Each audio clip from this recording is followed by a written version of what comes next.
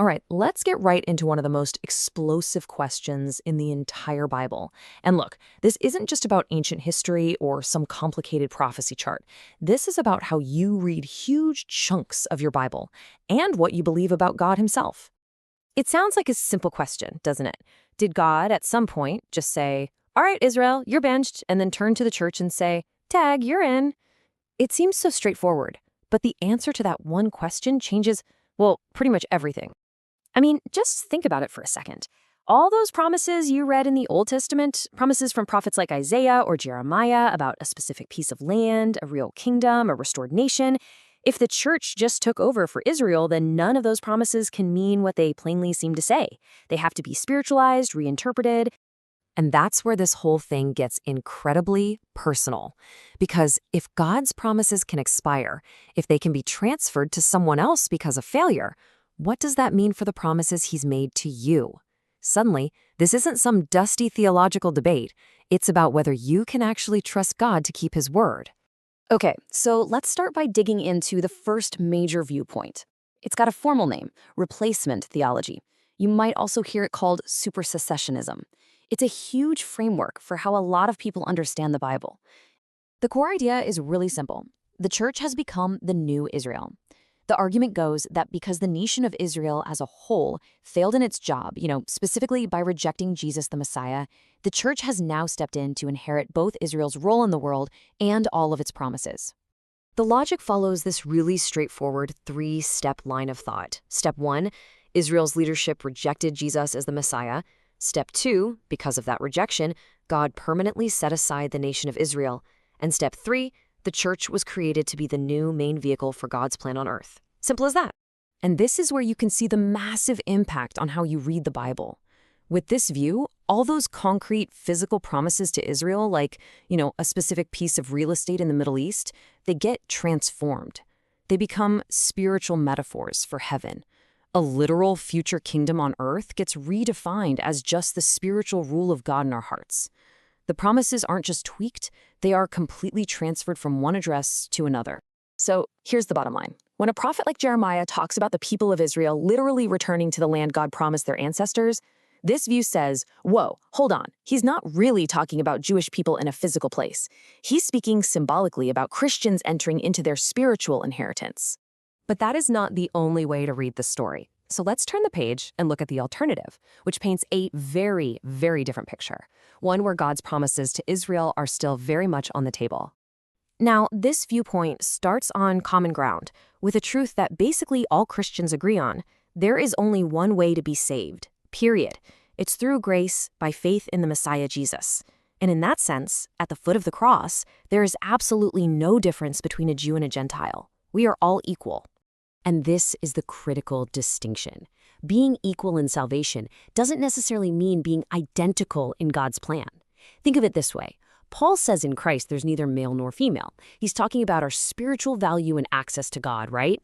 He's not saying that the created distinctions between men and women just get erased. Well, this view argues it's the same idea. Our equality in salvation doesn't erase God's unique plans and promises for the nation of Israel. This chart lays out the two views side by side. On the one hand, you've got replacement theology, where promises get transferred, the kingdom is spiritualized, and Israel's role is basically finished. On the other side, you have a view often called dispensationalism, where the promises are seen as irrevocable, the kingdom is literal and still in the future, and Israel's national role is just paused, not canceled. So, if the church isn't a replacement Israel, what is it? Well, the Apostle Paul actually calls it a mystery, something that was hidden in the Old Testament but is now fully revealed. It's not a new and improved Israel. It's a brand new creation, a single body where believing Jews and Gentiles are brought together in a way the world had never seen before.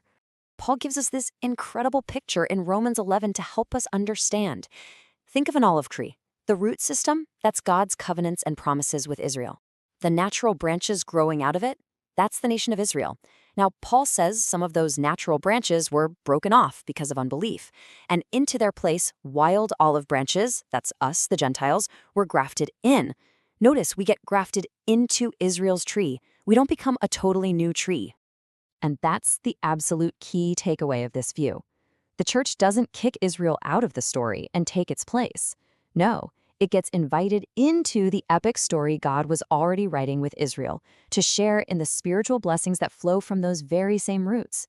The original cast is still a vital part of the drama. And this all leads us to the final and, frankly, the most important part of this whole discussion. Why does this theological debate actually matter to you sitting here right now? Well, it all comes down to the character of God. Let's circle right back to that personal question from the beginning.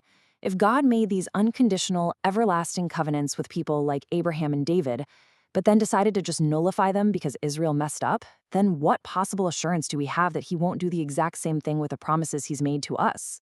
You see, this is so much more than just trying to predict the future. This is fundamentally a question about who God is. Is he a God who keeps his word no matter what, even when we don't? It really boils down to this, doesn't it? Is God's faithfulness the unshakable anchor of all of history? Or are his plans and his promises flexible, changing based on human performance? How you answer the Israel question really shapes how you answer this one. So, according to this enduring promises view, the Bible lays out a clearer timeline. In the past, God made his covenants. Right now, we are in the church age, which Paul describes as a time of partial hardening for Israel. But that period has an end point. And after that, God will turn his focus back to the nation of Israel for a future restoration and the literal fulfillment of everything he promised. Throughout the New Testament, especially in Romans chapter 11, the answer is just emphatic. Israel's current state of widespread unbelief is real. It's a tragic, but it is a temporary phase in God's grand plan. It is a stumbling, as Paul calls it, not a final fall. In fact, Paul basically concludes his entire argument by declaring that the gifts and the calling of God are irrevocable. That means his covenant promises to the nation of Israel cannot be taken back. They cannot be spiritually rewritten for a different group, and they cannot be reassigned to the church. They stand. But that leaves us with a massive question, doesn't it? Talk is one thing, but what about the fine print?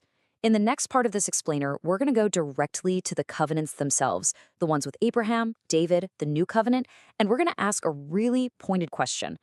Did God ever write himself an escape clause?